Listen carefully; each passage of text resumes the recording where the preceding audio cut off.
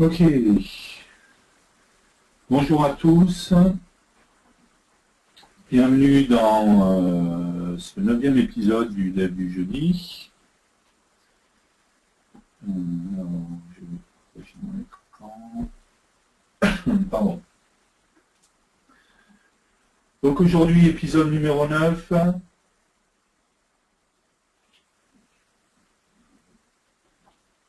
J'espère que vous allez tous bien et donc on va parler de macOS X. Donc on va voir comment on peut créer des applications pour Mac. On verra comment on fait le debug et le déploiement à distance. Donc, puisque je rappelle que l'IDE RHStudio, donc Delphi ou C++ Builder, reste un IDE Windows. Hein.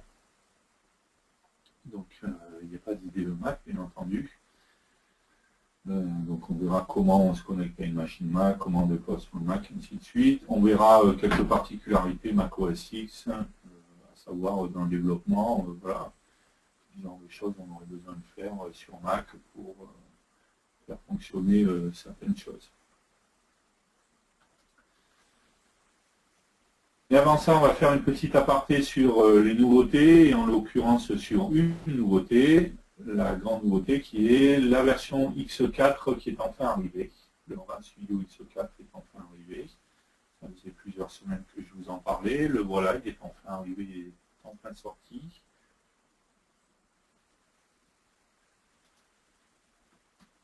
Je vais prendre le lien.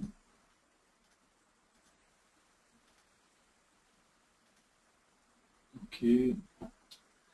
Donc le RHStudio X4, je rappelle que la principale nouveauté de ce RHStudio X4, c'est donc la possibilité de créer des applications mobiles pour iOS à partir du Delphi. Et à partir du Delphi exclusivement. Pas encore à partir du C++ Builder. Donc ça va arriver d'ici la fin de l'année pour la partie C++ Builder. Et pour l'instant, c'est seulement sur la partie Delphi. Donc la possibilité de créer des applications natives iOS à partir du Delphi. Donc ceux qui avaient déjà utilisé la X2 savaient qu'on pouvait déjà créer des applications pour iOS à partir de la X2.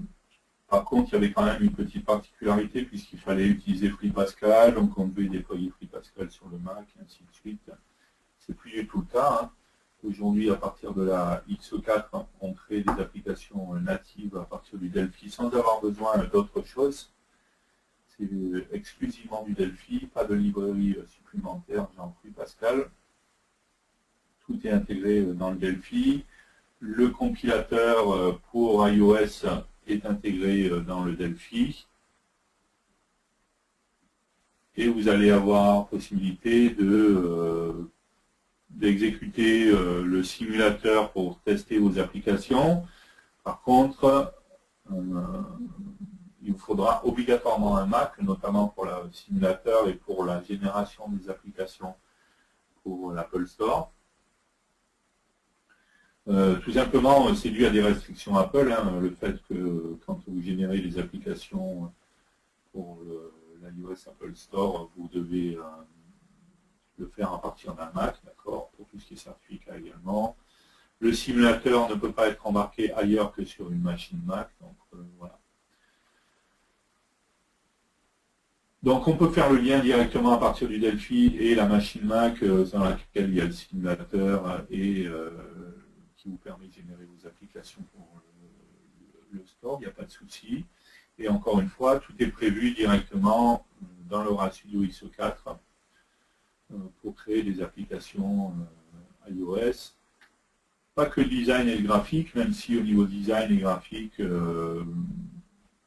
on retrouvera tout ce qui existe sur iOS et on aura possibilité d'implémenter directement, mais on peut également accéder à toutes les fonctionnalités hein, du téléphone, la caméra, passer un appel, accéder à la localisation, savoir où on est avec le GPS, bref, toutes les fonctionnalités classiques que l'on utilise sur un téléphone, partager une image, enfin, voilà, il y a plein de fonctionnalités, prendre une photo, récupérer des images qui sont stockées sur le téléphone et ainsi de suite. D'accord, donc on a bientôt une session qui sera dédiée là-dessus. Donc vous verrez, je crois que c'est en mai, mais je ne me rappelle plus quelle date exactement. Bref, on a un épisode là-dessus qui est dédié. Donc on reviendra là-dessus, c'est l'épisode 12, donc le 23 mai, où on créera un client mobile natif iOS avec Delphi.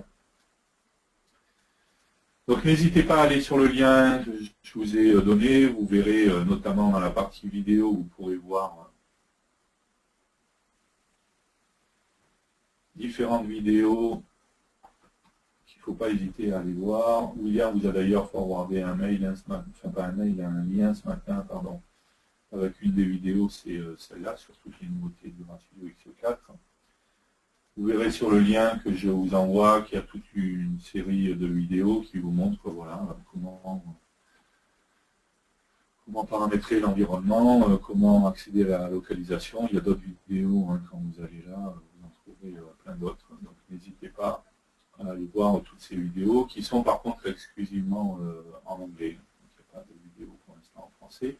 Mais encore une fois, dans l'épisode 12 du 23 mai, on verra toutes les fonctionnalités du RHtudio X4, comment accéder à iOS, comment développer des applications pour iOS et ainsi de suite. Voilà. Donc c'est la grosse nouveauté de cette semaine, hein, c'est sorti en début de semaine. La version X4 qui est disponible. N'hésitez pas à revenir vers nous si vous avez des questions ou autres par rapport à ça. Il n'y a pas de souci.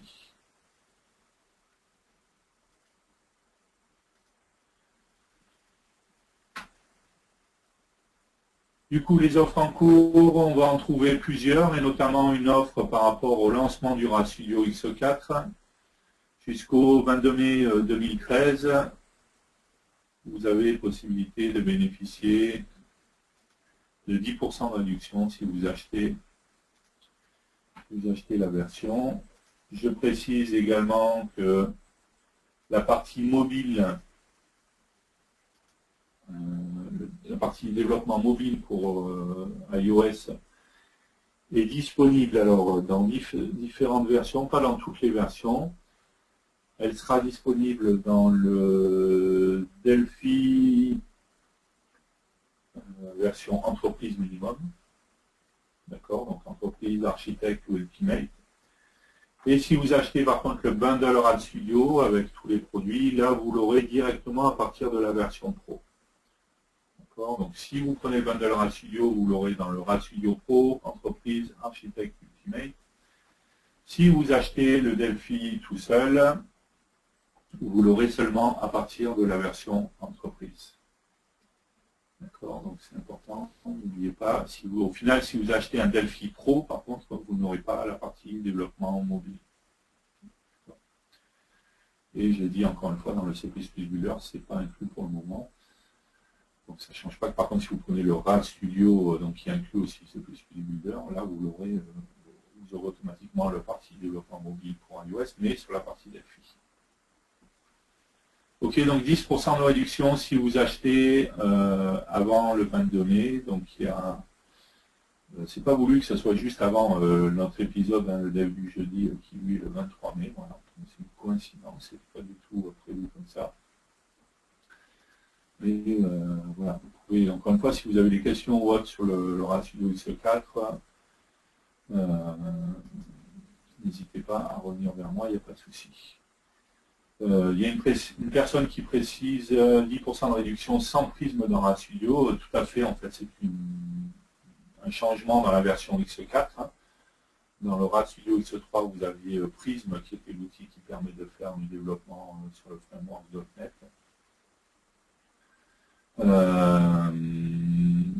Prism n'existe plus, enfin le nom Prism en tout cas n'existe plus, n'est plus intégré directement dans le RHtudio aujourd'hui. Dans le RHtudio X4, vous n'aurez plus Prism.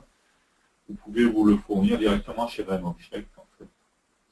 Voilà. Mais il ne sera plus inclus automatiquement dans le RHtudio.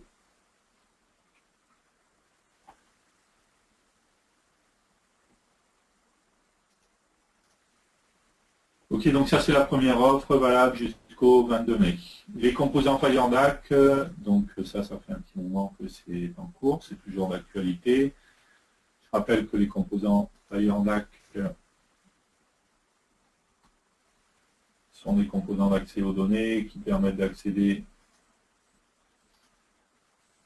à tous les types de bases de données, à tous les principaux types de bases de données. Il y en a un petit peu plus que dans DB Express, on va trouver notamment Postgre, Access également, MS Access, d'accord.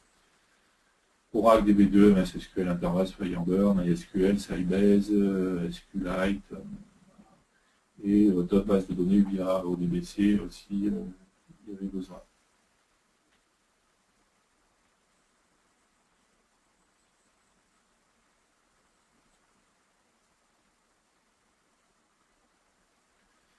Ok. Donc le FireDAC, pour ceux qui sont en version entreprise, si vous êtes en X3 entreprise, vous avez possibilité de récupérer une version de FireDAC, d'accord.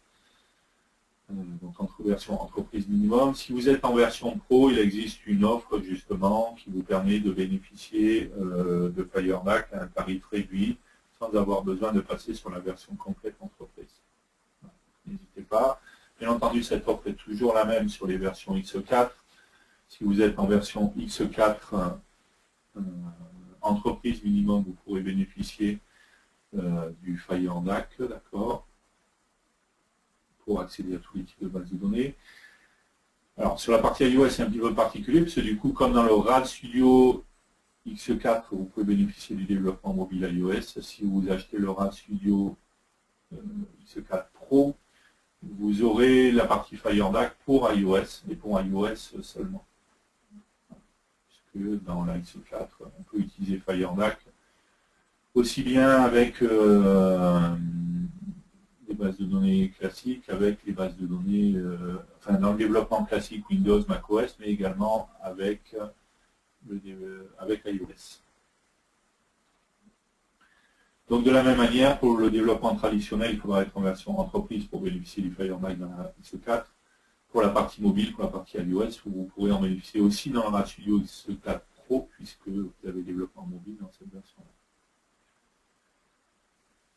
Une des principales différences également de FireDAC par rapport à DB Express, c'est enfin, deux principales différences.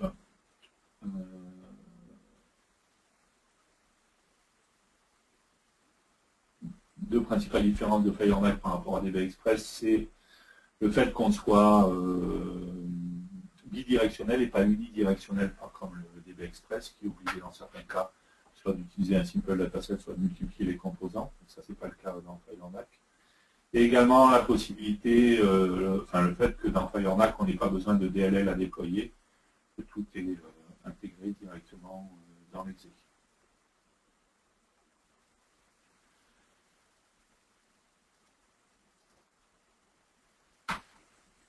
Et la dernière offre, elle va concerner plus particulièrement HTML5 Builder, puisque si vous achetez HTML5 Builder ou le RAD Studio, vu que quand vous achetez le RAD Studio, vous avez également le HTML5 Builder, vous pourrez obtenir gratuitement le pack Platinum Grid Lite, donc qui est une grille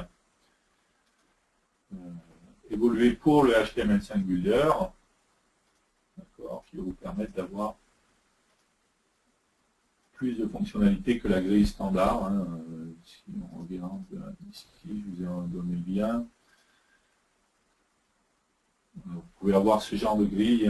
Donc on est dans du web, bien entendu, dans HTML5 Builder, avec des tris, la possibilité de passer d'une page à l'autre, la possibilité de déplacer les colonnes directement, de modifier les tris, ici, de filtrer. Beaucoup plus de fonctionnalités que la grille standard.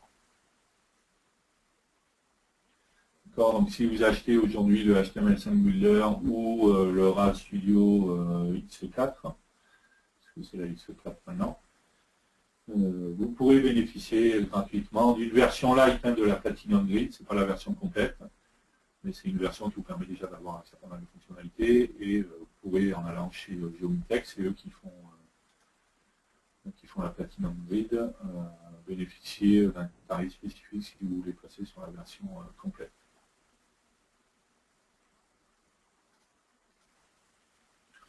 Voilà, donc c'était les trois principales offres. L'offre de lancement, 10% de remise sur le RAS Studio X4. Les composants FireDAC avec une offre pour ceux qui seraient en version pro et qui veulent bénéficier de FireDAC sans avoir besoin de passer dans la version entreprise. Et la Platinum Grid pour le HTML5 Builder. Ok, est-ce que vous avez des questions par rapport à ça, par rapport aux offres ou par rapport à la X4 par exemple? Je vais regarder. Savez-vous quelle est la roadmap de Delphi X5? Donc non, pour l'instant, il n'y a pas de... rien n'a été défini par rapport à la X5. Ce qu'on sait par contre, ça c'était la roadmap qui avait déjà été publiée il y a un petit moment, c'est qu'après iOS, pour le Delphi, les choses qui sont prévues, c'est le iOS pour le C++ Builder, le développement pour Android, et puis ainsi de suite. Donc, voilà, les priorités aujourd'hui sont là-dessus. Maintenant, j'ai pas de date, je ne sais pas la X5 quand elle va sortir, ainsi de suite. Ensuite, donc 10% de réduction sans prise dans la studio, donc ok, ça on l'a dit, hein, dans la X4, le changement c'est qu'on n'a plus le prisme, la version prisme, et si vous voulez bénéficier de prisme, vous pouvez le récupérer aujourd'hui chez IMobject. Le lien, pardon.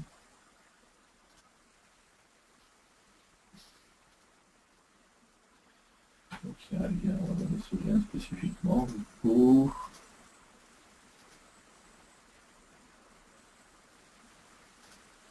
Ok.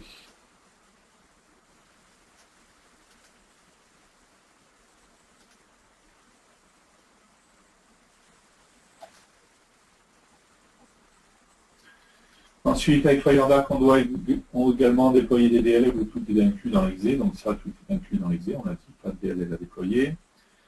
Est-ce que ça se vend bien FireDAC? Parce qu'en général, on ne travaille que sur une seule base. Donc, alors déjà, ça se vend. Enfin, si vous êtes en version entreprise, il n'y a pas besoin de l'acheter. Encore une fois, hein, vous en bénéficiez gratuitement. Donc, il n'y a pas de souci.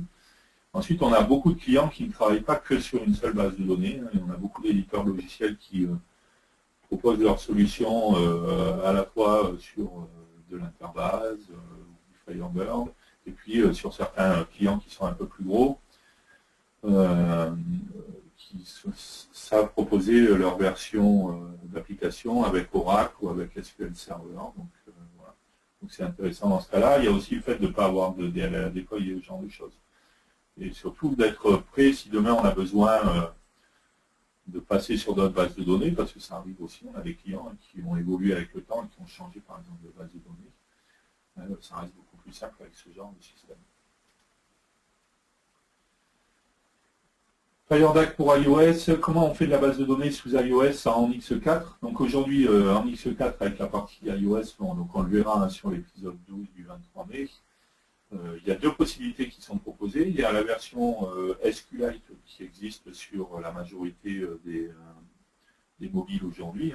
Et c'est une des nouveautés également de la X4. On vous propose une version embarquée d'interbase, d'accord, qui est une version qui est gratuite, qui n'a pas besoin qui n'a pas de coût, qui ne fonctionne bien entendu que sur la partie embarquée iOS, et qui va vous permettre de faire donc du développement pour iOS avec une base de données interbase en local sur votre téléphone iOS.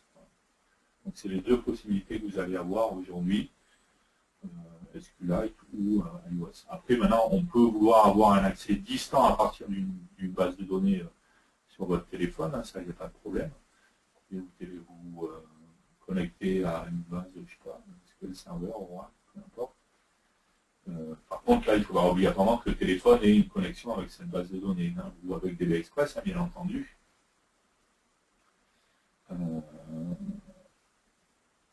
Pas avec DB Express, je veux dire, les DataSnap, bien entendu, je veux dire, pour pouvoir faire du multi-tiers, bien entendu, ça également, c'est possible. Mais dans ce cas-là, ça demande à ce que le téléphone soit connecté avec le serveur d'application DataSnap, ou avec la base de données distante, et ainsi de suite. Alors que dans le cas d'interbase ou SQLite, la base de données étant locale sur le téléphone, donc même si je n'ai pas de réseau, ça ne pose pas de problème.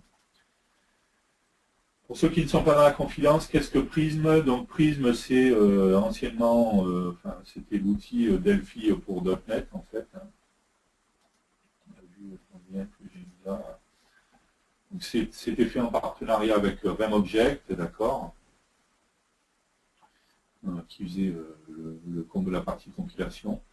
Donc c'était intégré, ça permettait de faire du développement pour le framework .NET en continuant de coder en Pascal. Même s'il y avait quelques petites différences entre le Delphi qu'on trouvait dans Prism et le Delphi standard.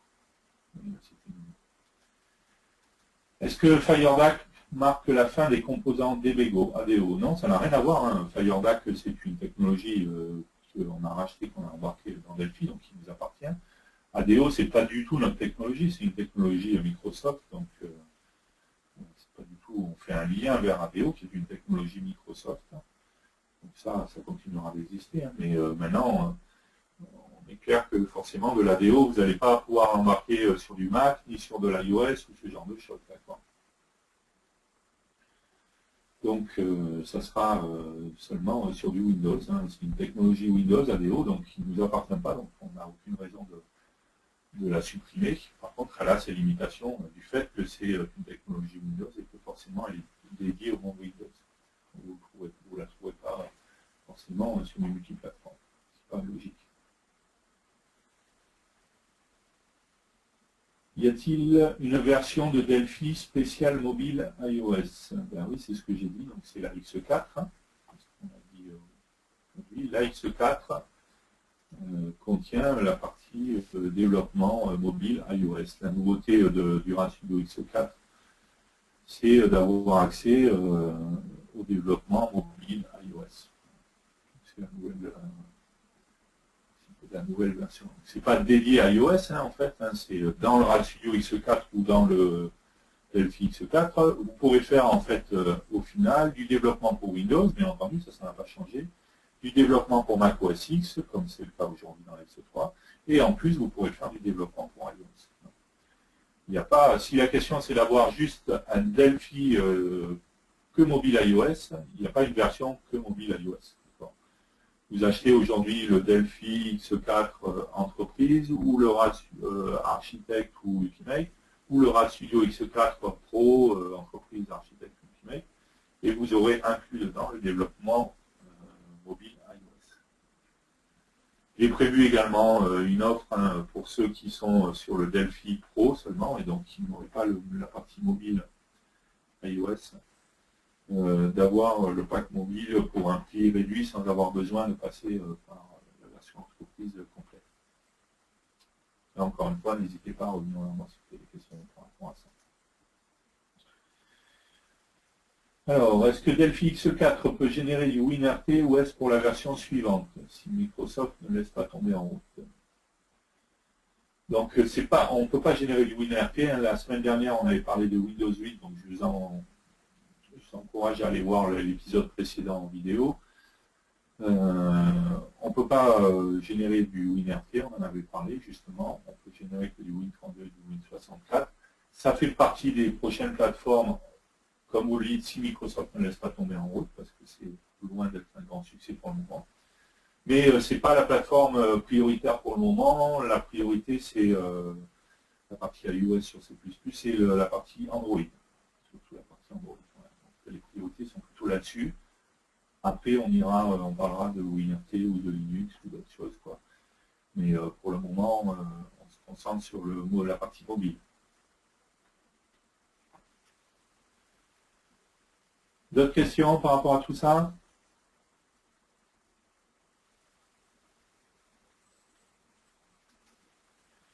Ok, donc encore une fois, je répète, la X4 est sortie avec le développement mobile iOS. N'hésitez pas à revenir vers moi si vous avez des questions. On en parlera dans l'épisode 12. On aura l'occasion d'y revenir dessus aussi pour donner quelques infos. Mais aujourd'hui, on va se concentrer sur notre épisode, sur l'épisode 9, et on va parler de Mac OS X. Donc on va travailler avec la X3, je n'ai pas besoin d'aller particulièrement sur la X4 puisque je ne suis pas sur la partie mobile, donc je vais continuer de travailler sur la X3 comme ça a été le cas avec les épisodes précédents. Donc on est d'accord que dans la X3, lorsque je vais faire une application fiche VCL, ici sur la partie plateforme, si je veux rajouter une plateforme, la seule plateforme que je vais pouvoir rajouter, d'accord, c'est Windows 34. D'accord. À aucun moment, je ne vais pouvoir créer une application pour macOS à partir de la VCL. D'accord. La VCL reste exclusivement Windows et restera exclusivement Windows. Ce qui veut dire qu'à partir du moment où je veux créer une application pour macOS X, il faudra que je parte sur FireMonkey. D'accord. Donc une application HD ou une application 3D, il n'y a aucun problème. Les deux seront supportés. Quand on parlera de 3D sur Mac OS X, sur Windows c'était du DirectX, sur Mac OS X ça sera de l'OpenGL, d'accord. Et sur le reste, traditionnel 2D quand je pars sur une application HD. Donc à partir du moment où je crée une application FireMonkey, je vais avoir possibilité de compiler cette application sur différentes plateformes. Pour ça, dans la partie droite, dans le gestionnaire de projet, je vais avoir la rubrique plateforme. Par défaut, je vais trouver une seule plateforme, c'est la plateforme Win32, c'est celle qui est créée mise par défaut. Je peux cliquer avec le bouton droit ici sur plateforme. Je peux ajouter une plateforme et là je vais pouvoir ajouter Windows 64 bits, bien entendu, mais je vais également pouvoir ajouter OS X. D'accord. Donc si je suis sur FireMonkey, je vais pouvoir compiler la même application, c'est ça le gros avantage, hein, c'est qu'il n'y a pas besoin de faire une application spécifique Mac, une application spécifique Windows et ainsi de suite. C'est la même application qui va pouvoir fonctionner pour Windows 32 bits, pour Windows 64 bits et pour Mac OS X. Si on regarde dans Mac OS X, on va s'apercevoir de deux choses, c'est qu'on a possibilité de créer une application normale, classique, donc je vais compiler mon application classiquement et je vais la déployer sur mon Mac, mais je vais également avoir possibilité de compiler mon application directement pour l'Apple Store. Attention, il ne faut pas confondre l'Apple Store pour la partie iOS du Mac Apple Store. Ici, avec mon TeamViewer, j'ai accès à mon Mac, d'accord. Mon Mac est ici.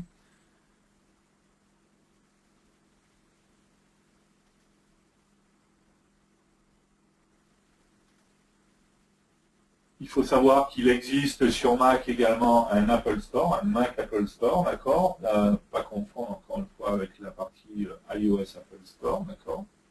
Dans lequel je vais pouvoir avoir accès à toute une série d'applications que je vais pouvoir télécharger et installer sur ma machine, sur mon Mac. La grosse différence entre le Mac Apple Store, juste pour les Mac, et la partie Apple Store pour iOS, donc pour iPad ou iPhone, c'est que sur le Mac, l'utilisation de l'Apple Store n'est pas une obligation. Je peux très bien installer des applications qui ne viennent pas de l'Apple Store. Je peux, si je veux, mettre mes applications sur le Mac Apple Store et les vendre via le Mac Apple Store, d'accord, mais ce n'est pas une obligation. Contrairement à la partie iOS où, obligatoirement, vous devez passer, lorsque vous avez, si vous avez un iPhone ou un iPad, vous avez tous très bien remarqué que vous devez obligatoirement récupérer vos applications via l'Apple Store. Sur Mac, ce n'est pas une obligation. Le Mac Apple Store existe, d'accord, mais vous n'avez pas d'obligation de l'utiliser. Donc, ce qui veut dire que l'on peut déployer notre application sur l'Apple Store, mais encore une fois, ce n'est pas une obligation. Je pourrais très bien aller en normal, et c'est ce qu'on fera pendant toute la journée. On dira quelques petits mots après sur comment ça se passe par rapport à l'Apple Store. Mais dans la majorité des cas, on va déployer nos applications de manière normale et les transférer directement sur notre Mac.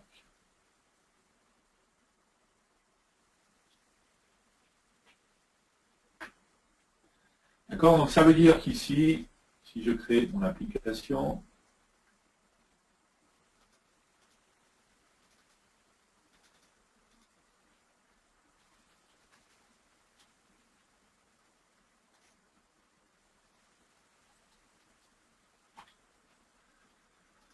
ok, peu importe ce que je mets dessus.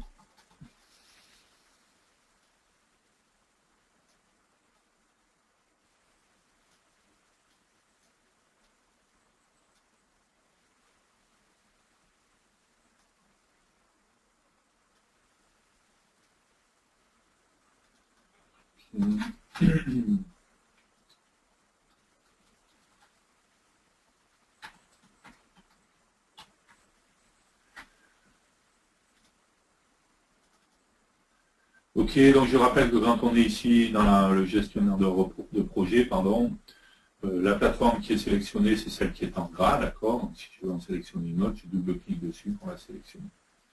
Donc bien entendu, mon application, je peux la compiler et l'exécuter sous Windows, je n'ai aucun problème avec ça, d'accord.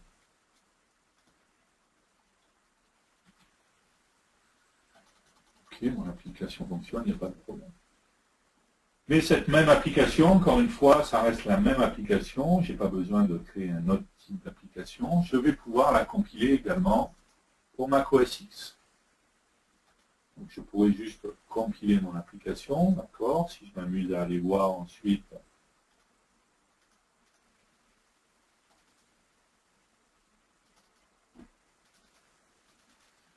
On voit bien que j'ai un sous-répertoire Win32 debug dans lequel je retrouve mon exe, d'accord. Et dans OS X32, donc au passage on marque on crée des applications Mac OS X 32 bits pour le moment, pas 64 bits encore, d'accord. Debug, et je retrouve en fait tous les fichiers nécessaires pour mon application. Donc c'est bien le RAD Studio qui compile l'application, hein, à aucun moment le Mac va compiler quoi que ce soit. Par contre, on est bien d'accord que forcément l'IDE étant sous Windows, si je veux exécuter mon application en ayant sélectionné Mac OS X, il va mettre un message tout simplement en disant qu'il a besoin d'un profil distant. Pourquoi? Tout simplement parce qu'il a besoin de se connecter sur le Mac pour aller déployer l'application sur le Mac. D'accord? Bien entendu. Si je voulais exécuter sur Windows, il faudrait que je choisisse la plateforme Windows. Donc ça veut dire qu'il va falloir que sur le Mac, j'installe quelque chose pour pouvoir faire le lien avec la machine qui est sur Windows. Donc c'est ce qu'on va faire en fait. Hein, si on regarde, j'ai donc deux machines. Hein, j'ai ma machine Windows qui est ici. Et j'ai mon Mac avec lequel je suis connecté via TeamViewer, d'accord. Et je vais pouvoir accéder directement à mon Mac ici. Donc les deux sont sur le même réseau. Okay. Et pour pouvoir faire un lien entre les deux, il va falloir que sur le Mac, je déploie quelque chose. Pour ça, si je regarde, en fait, sur mon disque, là où j'ai installé le RAD Studio, donc dans C, Programme File, Embarcadero, RAD Studio, 10.0, j'ai un répertoire qui s'appelle PA Server. Plateforme Assistance Serveur. Dans ce plateforme Assistance Serveur, je vais trouver plusieurs choses. Je vais trouver un exe, mais ça me servira seulement si je veux faire du debug à distance sous Windows, d'accord. Et je vais également trouver un setup passerver.zip. Ce zip va tout simplement contenir l'application pour Mac qui va me permettre de faire du debug à distance et ainsi de suite. Donc il va falloir que j'installe cette application sur le Mac. Donc je l'ai déjà transféré sur mon Mac, hein, mon zip se trouve ici, d'accord. Ici j'ai mon setup serveur en zip, d'accord. Si je dézip cette application, je vais me retrouver voilà, avec une application qui s'appelle setup server.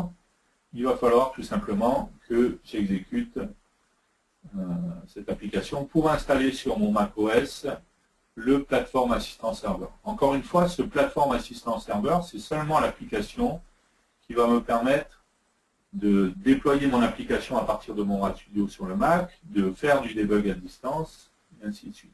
Et à aucun moment, cette application ne fait la compilation ou quoi que ce soit. C'est bien le RAD Studio qui génère l'application macOS X directement. Donc on va lancer ce setup.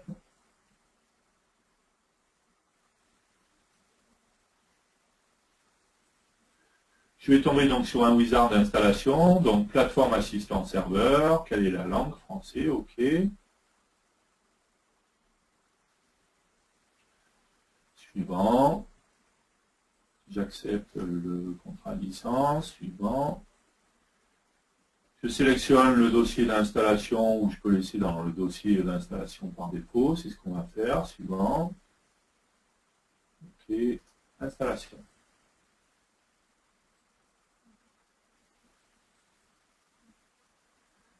Au passage, il me précise dans quel répertoire je vais retrouver mon application, d'accord? Donc dans Users, Thierry Laborde, application, Embarcadero, RAD-PA Server, 10.0. Terminé. Je n'ai plus besoin de ce setup d'installation. Ça à la corbeille.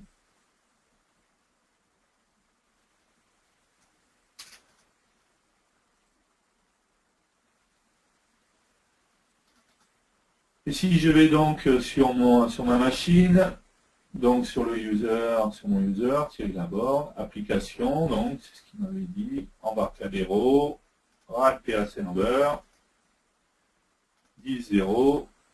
Ici, je retrouve mon répertoire d'installation de mon plateforme assistant serveur.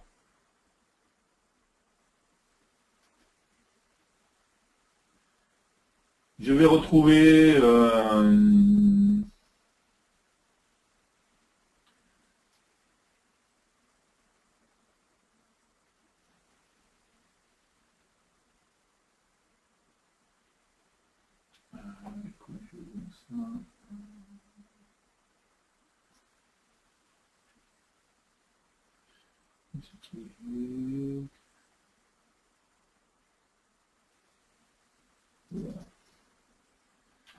je vais retrouver un fichier qui s'appelle paserver.config.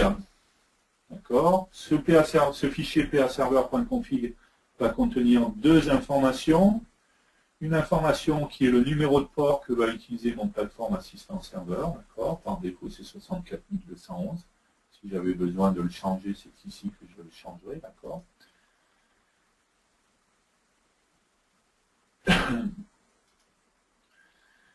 Et ensuite un paramètre scratchdir qui me permettrait de préciser si je voulais un autre répertoire pour scratchdir, c'est là où sera générée mon application. D'accord.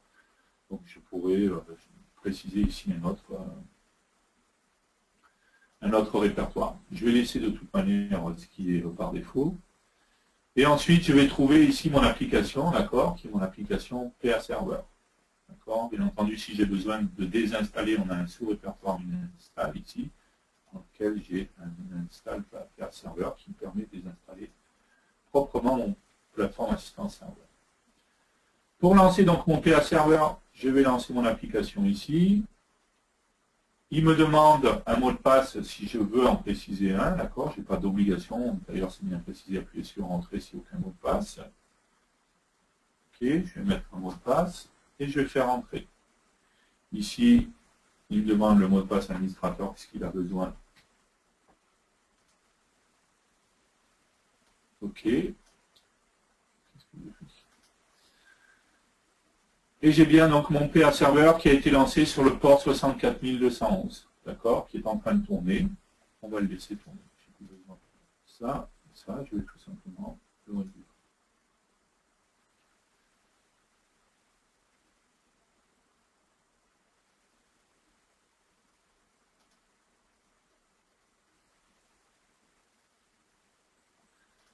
Ok, d'accord. Donc sur mon Mac, la seule chose que j'ai installée, c'est ça, d'accord. C'est le plateforme assistant serveur et encore une fois, il me permet juste de déployer mon application, de pouvoir faire du debug et ainsi de suite.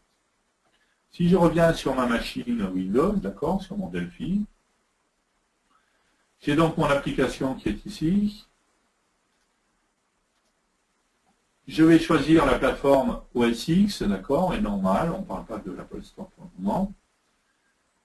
Et si je fais exécuter, on l'a vu tout à l'heure, il va compiler l'application et par contre, il va me préciser ici, un profil distant est requis pour cette opération, mais il n'a pas été assigné.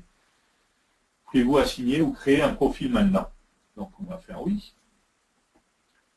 Ici, j'ai aucun profil tout simplement qui existe, donc je vais faire ajouter. Je vais mettre le nom du profil. D'accord, donc le dev du jeudi S2 OSX. La plateforme, je n'ai pas le choix de plateforme, hein, c'est simplement OSX. Je vais faire suivant. Quel est le nom de l'hôte? Je dis S2, donc saison 2, ok, OSX. Quel est le nom de l'hôte? Donc ça correspond tout simplement à l'adresse IP de mon Mac, d'accord? Donc ici, hop, sur mon Mac, je vais retrouver préférence système. Et ici dans réseau, je vais tout simplement avoir mon adresse IP qui est 192.168.0.10. Ok. Donc ici, 192.168.0.10. Quel est le numéro de port? Donc moi j'ai laissé le numéro de port par défaut, 64211, d'accord. Si j'avais mis un autre port, je pourrais préciser le nouveau numéro de port que j'ai mis. Le mot de passe, si jamais j'en ai mis un, donc j'en ai mis un, je peux faire tester la connexion. Ok, la connexion sur le port 64211 ici, je fais ok, je fais suivant. Ici, j'ai des paramètres qui sont spécifiques au C++, puisque bien entendu, encore une fois, je fais le développement ici sur Delphi, mais c'est la même chose sur C++ Builder, d'accord? Contrairement à iOS, où pour l'instant, à X4, on n'a que la partie Delphi.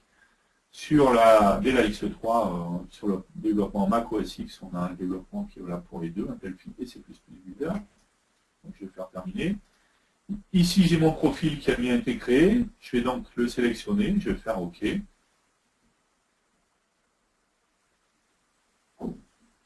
Il va me compiler mon application.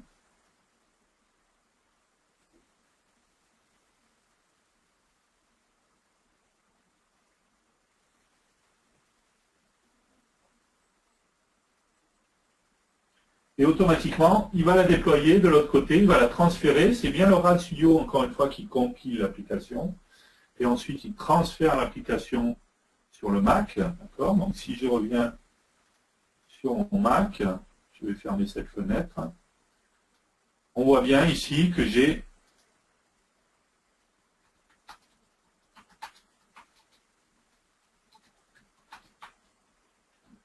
mon application, d'accord, qui est à l'identique. Hein, encore une fois, il n'y a pas de différence par rapport à ce que j'ai créé sur Windows, quand j'exécute sur Windows. Et l'application a été automatiquement déployée sur Mac OS X, d'accord, sur ma machine, sur mon Mac, directement, grâce aux plateformes assistant serveur. D'accord.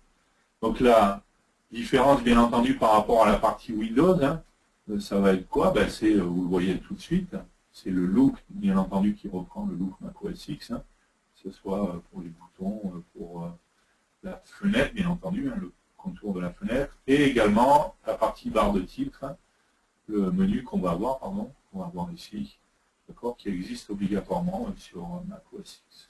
On verra cet après-midi justement comment dans les menus on pourrait rajouter des choses. D'accord. Par contre, mon application fonctionne de la même manière, d'accord. On verra, on s'amusera à mettre des effets, des animations et tout ça. On verra que ça fonctionne exactement de la même manière. On s'amusera à faire de la 3D également pour voir que ça fonctionne exactement à l'identique. Il n'y a pas de différence. Encore une fois, le plateforme assistant serveur m'a juste permis de transférer l'application. Je pourrais également, bien entendu, puisque j'ai lancé en debug, d'accord, mettre un point d'arrêt ici, d'accord, revenir sur mon Mac, cliquer sur le bouton, et automatiquement, je me retrouve bien ici, hein, avec mon point d'arrêt qui est exécuté. J'ai possibilité de récupérer les informations des données, des variables, des composants et autres, comme on le voit, éditer un point de texte, ça contient bien, ça marche sur Mac OS X, d'accord. Donc ça, c'est le plateforme assistant serveur qui me permet justement de faire ce debug. Je peux exécuter et automatiquement, j'ai bien mon code qui est exécuté de l'autre côté. Donc ça me permet de débugger à distance, de faire du debug à distance avec mon application qui est sur mon Mac. Donc le plateforme assistant serveur me permet de faire ça, de déployer directement sur mon Mac, également de faire du debug à distance, mais on est d'accord que je n'ai pas besoin du RAD-Studio ou quoi que ce soit une fois que mon application est créée. Si je vais dans la board, Embarcadero, RAD serveur, 0, ici automatiquement il m'a créé un sous-répertoire Scratch-Dir. Dans ce répertoire Scratch-Dir, il m'a créé un répertoire avec le nom de mon utilisateur et le nom du profil distant que j'ai créé, d'accord, le dev du jeudi S2, saison 2 OS6. Et quand je vais dedans, je retrouve tout simplement mon démo 1, qui est tout simplement mon application. Donc mon application, encore une fois, elle est autonome, elle a besoin de rien du tout, d'accord. Je peux très bien la prendre, aller la mettre ici. OK. Et lancer mon application, et j'ai accès directement à mon application.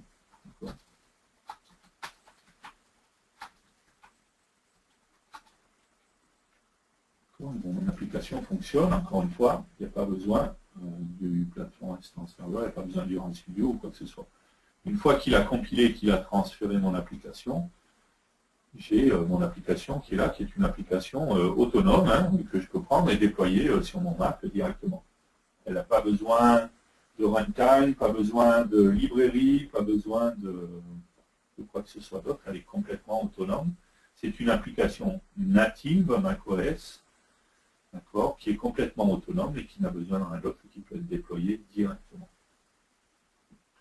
Et encore une fois, quand je reviens sur mon RAD-Studio, il me suffit juste de sélectionner Windows et la même application va fonctionner à l'identique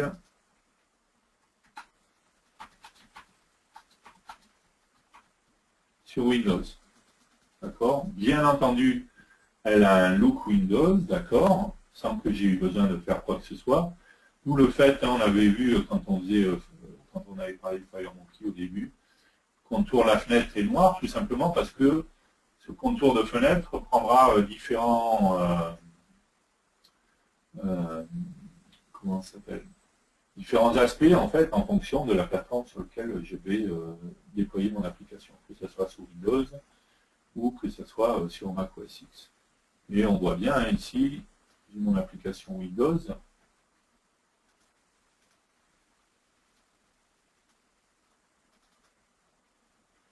On voit bien ici que j'ai mon application Mac, en dehors du design qui s'adapte à la plateforme. Ça fonctionne de la même manière et c'est, encore une fois, la même application. Il n'y a pas de différence entre les deux. Et ça peut fonctionner de la même manière.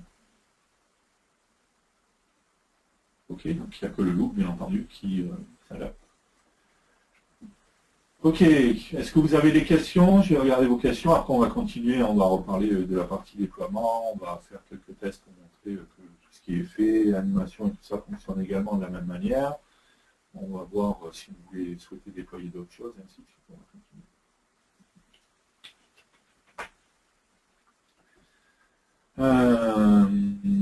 continuer. Alors, une question, c'est quelle base de données sur Mac OS X?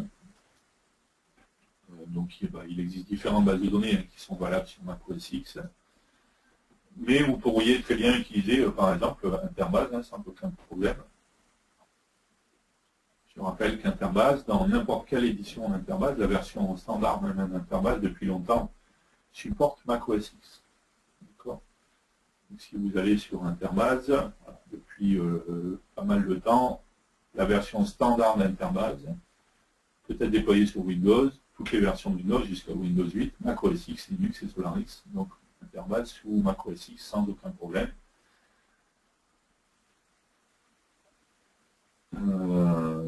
On a vu que À partir de la X4, en plus, sur Interbase, on aura la partie iOS, mais en tout cas, sur macOS X, depuis longtemps, on a le support de macOS X sur Interbase.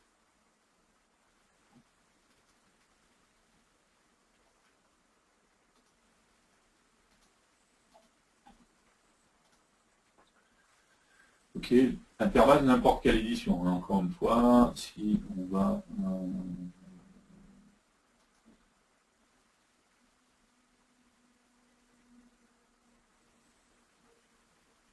retrouver où c'était produit d'édition.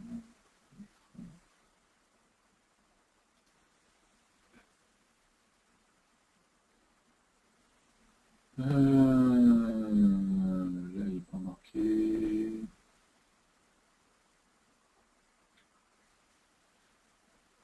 Donc on le voit là, serveur édition, donc que ce soit l'édition serveur, ça sera valable sur macOS X, Linux et Solaris, bien entendu Windows, Windows, macOS X, Linux et Solaris. La version To Go est également valable sur Windows, macOS X et iOS, même si c'est une version light. IB Lite, donc c'est la partie marquée iOS.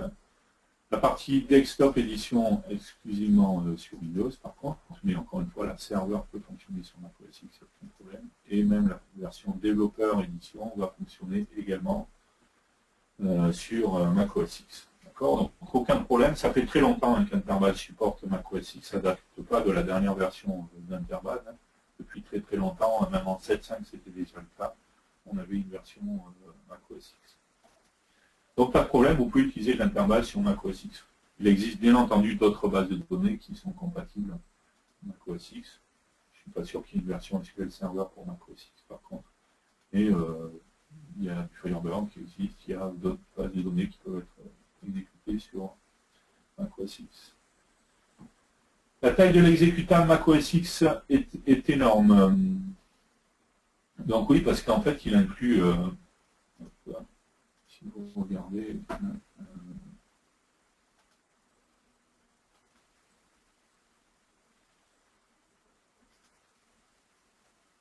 on a une taille assez importante, hein, j'ai retourné.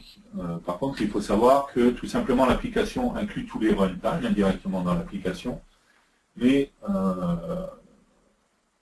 c'est pas une après la progression est très très faible, c'est-à-dire que c'est la même chose sous Windows en fait. Quand vous créez une première application, vous avez tendance à trouver qu'elle est un peu grosse, mais en fait, que ce soit une toute petite ou une très très grosse application, en fait, la différence de taille sera très faible en fait. Là, je peux rajouter 100, 200 fenêtres.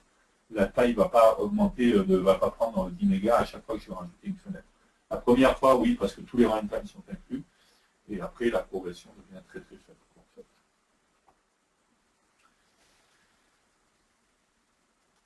Il n'y a pas de version light d'Interbase. En plus, je rappelle que là, j'ai compilé en mode debug, hein, donc il y a aussi la taille qui est plus grosse parce que je suis en debug. Il n'y a pas de version light d'Interbase gratuite. Donc la seule version light d'Interbase et qui serait gratuite, c'est la version qui sort avec la X4. Hein, c'est ce qui est précisé ici. IB Lite, voilà, qui est bien donc, une version gratuite, qu'on peut déployer gratuitement, et qui est une version seulement pour iOS. Pas pour d'autres plateformes. D'autres plateformes, les versions d'Interbase sont des versions payantes. En fait. Que ce soit pour macOS ou Windows. D'accord, donc sur IB Lite, c'est seulement iOS. Après, la seule qui serait gratuite, c'est la développeur édition hein, qui va fonctionner sur Windows, macOS X, Linux ou Solaris, mais encore une fois, qui ne fonctionne que pour le développement. D'accord, vous ne pouvez pas déployer cette version chez vos clients avec votre application. C'est simplement une version développeur qui est fournie avec toutes les versions des outils de développement et qui sera installée automatiquement. D'autres questions? Non, pas d'autres questions.